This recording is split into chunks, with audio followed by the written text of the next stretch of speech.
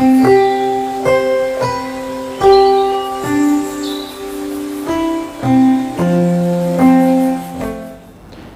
का विषय हमारा डिस्कशन का कैंसर में, वो हेड एंड नेक कैंसर, मतलब कि गले का, मुंह का, नाक का, ये सब कैंसर बहुत रेयर पहले होता था, अब बहुत ज़्यादा कॉमन हो गया है। पहले कभी कोई एक हफ्ते में एक मरीज आता था, अब तो रोज़ का एक मरीज कैंसर का, इस तरीके से फ्रीक्वेंसी बढ़ती जा रही है। किस तरीके से ये मुंह का कैंसर होता है? मुंह का कैंसर के कारण जो प्रमुख हैं वो है स्मोकिंग, यानी उससे संबंधित, स्मोक से संबंधित जो उसके 4000 केमिकल्स जो हमारे स्मोकिंग में जो होते हैं, 4000, जिसमें कि निकोटीन होता है और कई सारे कार्सिनोजेंस होते हैं। और दूसरा टोबैको, च्यूइंग टोबैको, वो भी टोबैको ही, और चाहे वो स्मोक टोबैको चाहे वो च्यूइंग टोबैको, कार्सिनोजेंस तो सेम ही होते हैं। अगला हमारा होता है स्पिरिट, यानी कि अल्कोहल यानी अल्कोहल का भी यूज़ सोसाइटी में मल्टीपल टाइम्स हो गया है। और नेक्स्ट कॉज है इस शार्प टीथ, यानी अगर किसी मरीज का दांत शार्प है तो वो बार बार उसको झिल्ली में दबाता है और झिल्ली वहाँ पे ट्रांसफॉर्म करके कैंसर का रूप ले सकती है। हेड एंड नेक कैंसर यानी पूरे कैंसर तो हमारे पूरे शरीर में हो सकता है, हमारे सिर से लेकर पैर तक कहीं भी, लेकिन हेड एंड नेक कैंसर जो है, यानी कि गले का, मुँह का, नाक का, ये हमारा 60% ऑफ ऑल कैंसर्स,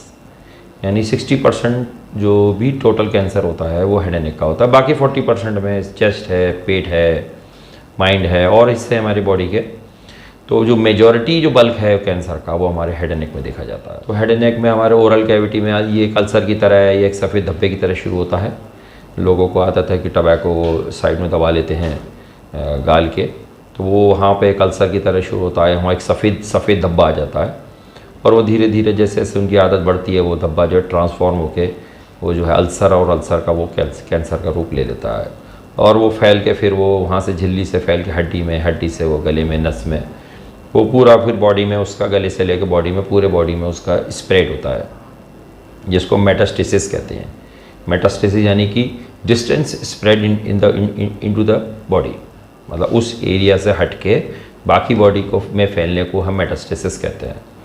तो वो मेटास्टेसिस होता है और जितना साइज़ उसका कैंसर का बढ़ता जाता है, जितना वो सराउंडिंग एरिया टिश्यू को इन्वॉल्व करता है, उसकी जो सीवियरिटी वो ज़्यादा मानी जाती है और उससे प्रोग्नोसिस, यानी कि मरीज़ की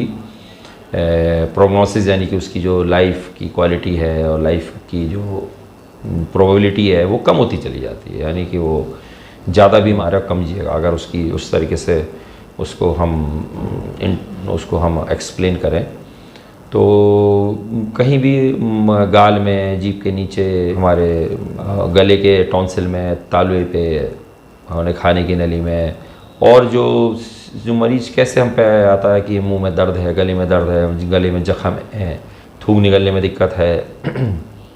आवाज़ बदलाव कि गले में आवाज़ जो है चेंज हो गई है, वो भी कैंसर से होती है, मुँह में थूकने से या स्प्रेड करने से ब्लड आ रहा है।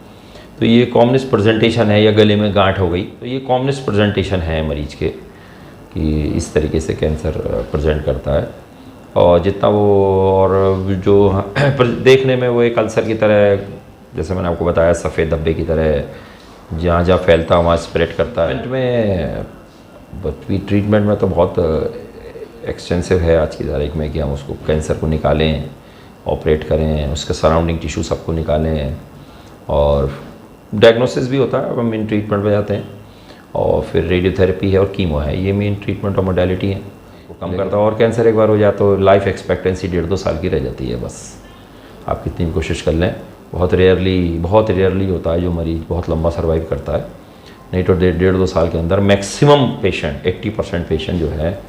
वो कम टू डेथ, यानी कि उनको डेथ हो जाती है उनकी।